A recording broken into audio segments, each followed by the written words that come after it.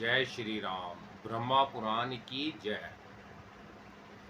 वराह तीर्थ, कुशाव्रत, नील गंगा और कपोत तीर्थ की महिमा। कपोत और कपोली के अद्भुत त्याग का वर्णन। नारद जी ने कहा, भगवान, आपके मुख से कथा सुनते सुनते मेरे मन को तृप्ति नहीं होती। पहले गौतम ब्राह्मण के द्वारा लाई हुई गंगा का वर्णन कीजिए। उनके पृथक पृथक तीर्थों के फल, पुण्य तथा इतिहास पर भी क्रमशः प्रकाश डालिए।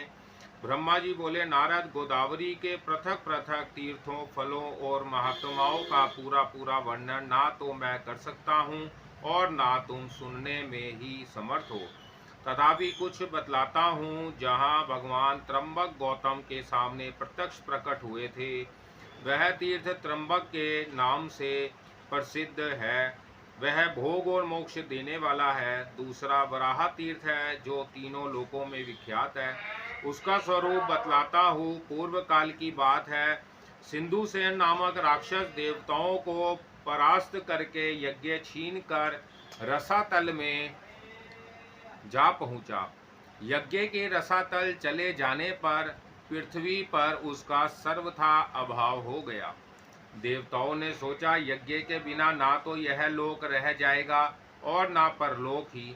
अतः अपने शत्रु के पीछे उन्होंने रसातल में भी धावा किया, परंतु इंद्र आदि देवता सिंधुसेन को जीत ना सके। तब उन्होंने पुराण पुरुष भगवान विष्णु के पास जाकर यज्ञ पहरन आदि राक्षस की सब करतूत कह सुनाई। भगवान ने उन्हें संवत्ना देते हुए कहा, मैं वराह रूप धारण करके षडंग चक्र और गदा हाथ में ले रसातल में जाऊंगा और मुख्य मुख्य राक्षसों का संहार करके पुण्यमय यज्ञ को लौट लाऊंगा। देवताओं, तुम सब लोग स्वर्ग में जाओ। तुम्हारी मानसिक चिंता दूर हो जानी चाहिए। गंगा जी जिस मार्ग में से रसातल में गई थी, उसी मार्ग से पृथ्वी को छेद कर चक्रधारी भगवान भी रसातल में पहुंच गए। उन्होंने वाराह रूप धारण करके रसातलवासी राक्षसों और दानवों का वध किया तथा महायज्ञ को मुख में रखकर रसातल से निकल आए। उस समय देवता ब्रह्मागिरी पर श्री हरि की प्रतीक्षा करते थे। उस मार्ग से निकलकर भगवान गंगा स्तोत्र में आए और रक्त से लथपथ हुए अपने अंगों को गंगा जी के जल से धोया। उस स्थान पर वराह नामक कुंड हो गया। इसके बाद भगवान ने मुंह में रखे हुए महायज्ञ को दे दिया।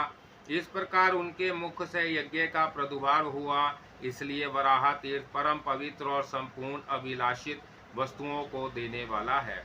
वहाँ किया हुआ स्नान और दान सब यज्ञों का फल देता है। जो पुण्यात्मा पुरुष वहाँ रहकर अपने पितरों का स्मरण करता है, उसके पितर सब पापों से मुक्त हो स्वर्ग में चले जाते हैं। त्र्यंबक में एक कुशाव्रत नामक तीर्थ है। उसके स्मरण मात्र से मनुष्य तीर्थार्थ कृतार्थ हो जाता है। वह समस्त अभिष्ट वस्तुओं को देने वाला है। कुशाव्रत उस तीर्थ का नाम है जहाँ महात्मा गौतम ने गंगा का कुशों से अभिवर्तन किया था। वह वहाँ गंगा को कुश से लौटाकर ले आए थे। कुशाव्रत में किया हुआ स्नान और दान पितरों को तृप्ति देने वाला है। जहाँ नदियों में श्रेष्ठ गंगा नील पर्वत से निकली है, वहाँ वह नील गंगा के नाम से विख्यात है। मनुष्य शुद्ध चित्त होकर नील गंगा में स्नान आदि जो कुछ भी शुभ कर्म करता है, वह सब अक्षय जानना चाहिए। उससे पितरों को बड़ी तृप्ति होती है। गोदावरी में परम उत्तम कपोत तीर्थ भी है, जिसकी तीनों लोकों में प्रसिद्धि है। मुने, मैं उस तीर्थ का स्वरूप और महान फल बतलाता हूँ, सुनो। ब्रह्मगिरी पर एक बड़ा भयंकर व्याध रहता था। वह ब्राह्मणों और साधुओं, यतियों, गौओं, पक्षियों तथा मृगों की हत्या किया करता था। वह पापात्मा बड़ा ही क्रोधी और असत्यवादी था। उसके हाथ में सदा पाश और धनुष मौजूद रहते थे। उस महापापी व्याध के मन में सदा पाप के ही संलग्न उठते थे।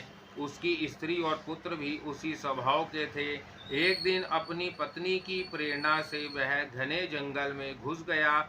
वहां उस पापी ने अनेक प्रकार के मृगों और पक्षियों का वध किया। कितनों को जीवित ही पकड़कर पिंजरे में डाल दिया। इस प्रकार बहुत दूर तक घूम फिर कर वह अपने घर की ओर लौटा। तीसरे पहर का समय था। चैत्र और वैशाख बीत चुके थे। एक ही क्षण में बिजली कांधने लगी और आकाश में मेघों की छटा छा गई। हवा चली और पानी के साथ पत्थरों की वर्षा होने लगी। मूसलाधार वर्षा होने के कारण बड़ी भयंकर अवस्था हो गई। व्याध राह चलते चलते थक गया था। जल की अधिकता के कारण मार्ग का ज्ञान नहीं हो पाता था। जल थल और गड्ढे की पहचान असंभव हो गई थी। उस समय वह पापी सोचने लगा, कहाँ जाऊं, कहाँ ठहरूं, क्या करूं। मैं यमराज की भांति सब प्राणियों के प्राण लिया करता हूं। आज मेरा भी प्राणांत कर देने वाली पत्थरों की वृष्टि हो रही है। आसपास कोई ऐसी शिला अथवा वृक्ष नहीं दिखाई देता जहां मेरी रक्षा हो सके। इस प्रकार भांति भांति की चिंता में पड़े हुए व्याध ने थोड़ी ही दूर पर एक उत्तम वृक्ष देखा जो शाखा और पल्लवों से सुशोभित हो रहा था। वह उसी की छाया में आकर बैठ गया। उसके सब वस्त्र भीग गए थे। वह इस चिंता में पड़ा था कि मेरे स्त्री बच्चे जीवित होंगे या नहीं। इसी प्रकार सूर्यास्त भी हो गया। उसी वृक्ष पर एक कबूतर अपनी स्त्री और पुत्र पौत्र के साथ रहता था। वह वहां सुख से निर्भय होकर पूर्ण तृप्त और प्रसन्न था। उस वृक्ष पर रहते हुए उसके कई वर्ष बीत चुके थे। उसकी स्त्री कबूतरी बड़ी पवित्रता थी। वह अपने पति के साथ उस वृक्ष के खोखले में रहा करती थी। वहां हवा और पानी से पूरा बचाव था। उस दिन देववश कपोत और कपोती दोनों ही चारा चुगने के लिए गए थे, किंतु केवल कपोत ही लौटकर उस वृक्ष पर आया। भाग्यवश कपोती भी वही व्याध के पिंजरे में पड़ी थी। व्याध ने उसे पकड़ लिया था, परंतु अभी तक उसके प्राण नहीं गए थे। कपोत अपनी संतानों को मृतहीन देखकर चिंतित हुआ। भयानक वर्षा हो रही थी। सूर्य डूब चुका था। फिर भी वह वृक्ष खोखला कपोती से खाली ही रह गया। यह विचार कर कपोत विलाप करने लगा। उसे इस बात का पता नहीं था कि कपोती यहीं पिंजरे में बंधी पड़ी है। कपोत ने अपनी प्रिया के गुणों का वर्णन आरंभ किया। हाय मेरे हर्ष को बढ़ाने वाली कल्याणमयी कपोती, ना जाने क्यों अभी तक नहीं आई। वही मेरे धर्म की जननी है। उसके महायोग से ही मैं धर्म संपादन कर पाता हूँ। मेरे इस शरीर की स्वामिनी भी वही है। धर्म अर्थ काम और मोक्ष की सिद्धि में वही सर्वथा मेरी सहायता करती है। मुझे प्रसन्न देखकर वह हंसती है और खित्र जानकर मेरे दुखों का निवारण करती है। उचित सलाह देने में वह मेरी सखी है और सदा मेरी आज्ञा के ही पालन में संलग्न रहती है। सूर्य अस्त हो गया तो भी वह कल्याणी अभी तक नहीं आई। वह पति के सिवा दूसरा कोई व्रत मंत्र देवता धर्म अथवा धर्म अर्थ नहीं जानती। वह पतिव्रता है। पति में ही उसके प्राण बसते हैं। पति ही उसका मंत्र और पति ही उसका प्रियतम है। मेरी कल्याणमयी भार्या अभी तक नहीं आई। क्या करूं, कहाँ जाऊं। मेरा यह घर उसके बिना आज जंगम सा दिखाई देता है। उसके रहने पर भयंकर स्थान भी शोभा संपन्न और सुंदर दिखाई देता है। जिसके रहने पर यह घर वास्तव में घर कहलाता है। वह मेरी प्रिया भार्या अब तक नहीं आई। मैं उसके बिना जीवित नहीं रह सकूंगा। अपने प्रिय शरीर को भी त्याग दूंगा, किंतु ये बच्चे क्या करेंगे। ओहो, आज मेरा धर्म लुप्त हो गया है। इस प्रकार विलाप करते हुए स्वामी के वचन सुनकर पिंजड़े में पड़ी हुई कपोती बोली, खग श्रेष्ठ, मैं यहाँ पिंजरे में बंधी हुई बेबस हो गई हूँ। महामते, यह व्याध मुझे जाल में फंसा कर ले आया है। आज मैं धन्य हूँ और अनुग्रहित हूँ। क्योंकि पतिदेव मेरे गुणों का बखान करते हैं। मुझ में जो गुण है और जो नहीं है उनका सबका मेरे पतिदेव गान कर रहे हैं। इससे मैं निसंदेह कृतार्थ हो गई। पति के संतुष्ट होने पर स्त्रियों पर संपूर्ण देवता संतुष्ट हो जाते हैं। इसके विपरीत यदि पति असंतुष्ट हो तो स्त्रियों का अवश्य नाश हो जाता है। प्राणनाथ, तुम ही मेरे देवता, तुम ही प्रभु, तुम ही सुहृद्र, तुम ही शरण, तुम ही व्रत, तुम ही स्वर्ग, तुम ही पर ब्रह्मा और तुम ही मोक्ष हो। आर्य, मेरे लिए चिंता ना करो, अपनी बुद्धि को धर्म में स्थित करो। तुम्हारी कृपा से मैंने बहुत तेरे भोग लिए हैं। अपनी प्रिया कपोती का यह वचन सुनकर कपोत उस वृक्ष से उतर आया और पिंजरे में पड़ी हुई कपोती के पास गया। वहां पहुंचकर उसने देखा मेरी प्रिया जीवित है और व्याध मृतक की भांति नितेष्ट हो रहा है। तब उसने उसे बंधन से छुड़ाने का विचार किया। कपोती ने रोकते हुए कहा, महाभाग, संसार का संबंध स्थिर रहने वाला नहीं है। ऐसा जानकर मुझे बंधन से मुक्त ना करो। इसमें मुझे व्याध का अपराध नहीं जान पड़ता। तुम अपनी धर्ममयी बुद्धि को दृढ़ करो। ब्राह्मणों के गुरु अग्नि है, सब वर्णों का गुरु ब्राह्मण है, स्त्रियों का गुरु उसका पति है और सब लोगों का गुरु अभ्यागत है। जो लोग अपने घर पर आए हुए अतिथि को वचनों द्वारा संतुष्ट करते हैं, उनके उन वचनों से वाणी की अधीश्वरी सरस्वती देवी तृप्त होती है। अतिथि को अत्र देने से इंद्र तृप्त होते हैं, उसके पैर धोने से पितर, उसके भोजन करने से प्रजापति, उसकी सेवा पूजा से लक्ष्मी सहित श्री विष्णु तथा उसके सुख पूर्वक शयन करने पर संपूर्ण देवता तृप्त होते हैं। अतः अतिथि सबके लिए परम पूजनीय है। यदि सूर्यास्त के बाद थका मांदा अतिथि घर पर आ जाए तो उसे देवता समझे, क्योंकि वह सब यज्ञों का फल रूप है। थके हुए अतिथि के साथ ग्रस्त के घर पर संपूर्ण देवता, पितर और अग्नि भी पधारते हैं। यदि अतिथि तृप्त हुआ तो उन्हें भी बड़ी प्रसन्नता होती है, और यदि वह निराश होकर चला गया तो वह भी निराश होकर ही लौटते हैं। अतः प्राणनाथ, आप सर्वदा दुख छोड़कर शांति धारण कीजिए और अपनी बुद्धि को शुभ में लगाकर धर्म का संपादन कीजिए। दूसरों के द्वारा किए हुए उपकार और अपकार दोनों ही साधु पुरुषों के विचार से श्रेष्ठ है। उपकार करने वालों पर तो सभी उपकार करते हैं, अपकार करने वालों के साथ जो अच्छा बर्ताव करे वही पुण्य का भागी बताया गया है। कपोत बोला, सुमुखी, तुमने हम दोनों के योग्य ही उत्तम बात कही है, किंतु इस विषय में मुझे कुछ और भी कहना है, उसे सुनो। कोई 1000 प्राणियों का भरण पोषण करता है, दूसरा 10 का ही निर्वाह करता है। कोई ऐसा है जो सुख पूर्वक केवल अपनी जीविका का काम चला लेता है, किंतु हम लोग ऐसे जीवों में से है जो अपना ही पेट बड़े कष्ट से भर पाते हैं। कुछ लोग खाई खोद कर उसमें अन्न भर कर रखते हैं, कुछ लोग कोठे पर धान के धनी होते हैं और कितने ही घड़ों में धान भर कर रखते हैं, परंतु हमारे पास तो उतना ही संग्रह होता है जितना अपनी चोंच में आ जाए। शुभ है, तुम ही बताओ, ऐसी दशा में इस थके मांदे अतिथि का आदर सत्कार मैं किस प्रकार करूं?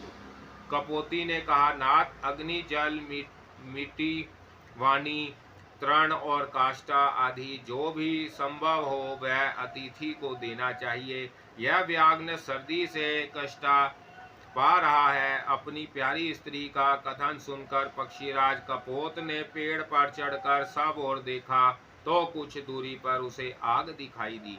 वहां जाकर वह चोंच से एक जलती हुई लकड़ी उठा लाया और व्याध के आगे रखकर अग्नि को प्रज्वलित किया।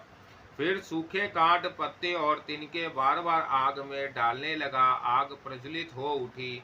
उसे देखकर सर्दी से दुखी व्याघ्र ने अपने जड़वत बने हुए अंगों को तपाया। इससे उसको बड़ा आराम मिला। कपोती ने देखा व्याघ्र सुधा की आग में जल रहा है, तब उसने अपने स्वामी से कहा, महाभाग, मुझे आग में डाल दीजिए, मैं अपने शरीर से इस दुखी व्याघ्र को तृप्त करूंगी। सुव्रत, ऐसा करने से तुम अतिथि सत्कार करने वाले पुण्यात्माओं के लोक में जाओगे। कपोत बोला, शुभ है, मेरे जीते जी यह तुम्हारा धर्म नहीं है, मुझे ही आज्ञा दो, मैं ही आज अतिथि यज्ञ करूंगा। यो कहकर कपोत ने सबको शरण देने वाले भक्त वत्सल विश्वरूप चतुर्भुज महाविष्णु का स्मरण करते हुए अग्नि की 3 बार परिक्रमा की। फिर व्याध से यह कहते हुए अग्नि में प्रवेश किया कि मुझे सुखपूर्वक उपयोग में लाओ। कपोत ने अपने जीवन को अग्नि में होम दिया। यह देख व्याध कहने लगा, अहो, मेरे इस मनुष्य शरीर का जीवन धिक्कार देने योग्य है, क्योंकि मेरे ही लिए पक्षीराज ने यह साहसपूर्ण कार्य किया है। यो कहते हुए व्याध ने कपोती से कहा, महाभाग, अब मुझे छोड़ दो। देखो, मेरे ये पतिदेव मुझसे दूर चले जा रहे हैं। उसकी बात सुनकर व्याघ्र सहम गया और तुरंत ही पिंजड़े में पड़ी हुई कपोती को उसने छोड़ दिया। तब उसने भी पति और अग्नि की परिक्रमा करके कहा, स्वामी के साथ चिता में प्रवेश करना स्त्रियों के लिए बहुत बड़ा धर्म है। वेद में इस मार्ग का विधान है और लोक में भी सबने इसकी प्रशंसा की है। जैसे सांप पकड़ने वाला मनुष्य सांप को बिल से बलपूर्वक निकाल लेता है, उसी प्रकार पति का अनुगमन करने वाली नारी पति के साथ ही स्वर्ग लोक में जाता है। यों कहकर कपोत ने पृथ्वी देवता, गंगा तथा वनस्पतियों को नमस्कार किया और अपने बच्चों को संतान देकर व्याध से कहा, महाभाग, तुम्हारी ही कृपा से मेरे लिए ऐसा शुभ अवसर प्राप्त हुआ है। मैं पति के साथ स्वर्ग लोक में जाती हूँ। यह कहकर वह पतिव्रता कपोती आग में प्रवेश कर गई। इसी समय आकाश में जय जयकार की ध्वनि गूंज उठी। तत्काल ही सूर्य के समान तेजस्वी अत्यंत सुंदर विमान उतर आया। दोनों दंपति देवता के समान दिव्य शरीर धारण करके उस पर आरूढ़ हुए और आश्चर्य में पड़े हुए व्याघ्र से प्रसन्न होकर बोले, महामते, हम देवलोक में जाते हैं और तुम्हारी आज्ञा चाहते हैं। तुम अतिथि के रूप में हम दोनों के लिए स्वर्ग की सीढ़ी बनकर आ गए, तुम्हें नमस्कार है। उन दोनों को श्रेष्ठ विमान पर बैठे देख व्याघ्र ने अपना धनुष और पिंजड़ा फेंक दिया और हाथ जोड़कर कहा, महाभाग, मेरा त्याग ना करो, मैं अज्ञानी हूँ, मुझे भी कुछ दो। मैं तुम्हारे लिए आदरणीय अतिथि होकर आया था, इसलिए मेरे उद्धार का उपाय बतलाओ। उन दोनों ने कहा, व्याध, तुम्हारा कल्याण हो, तुम भगवती गोदावरी के तट पर जाओ और उन्हीं को अपना पाप भेंट कर दो। वहां 15 दिनों तक डुबकी लगाने से तुम सब पापों से मुक्त हो जाओगे। पाप मुक्त होने पर जब पुनः गौतमी गंगा में स्नान करोगे, तब अश्वमेध यज्ञ का फल पाकर अत्यंत पुण्यवान हो जाओगे। नदियों में श्रेष्ठ गोदावरी ब्रह्मा विष्णु तथा महादेव जी के अंश से प्रकट हुई। उनके भीतर पुनः गोते लगाकर जब तुम अपने मलिन शरीर को त्याग दोगे, तब निश्चय ही श्रेष्ठ विमान पर आरूढ़ हो स्वर्ग लोक में पहुंच जाओगे। उन दोनों की बात सुनकर व्याघ्र ने वैसा ही किया। फिर वह भी दिव्य रूप धारण करके एक श्रेष्ठ विमान पर जा बैठा। कपोत, कपोती और व्याघ्र तीनों ही गौतमी गंगा के प्रभाव से स्वर्ग में चले गए। तभी से वह स्थान कपोत तीर्थ के नाम से विख्यात हुआ। वहाँ स्नान, दान, पितरों की पूजा, जप और यज्ञ आदि कर्म करने पर वह अक्षय फल को देने वाले होते हैं।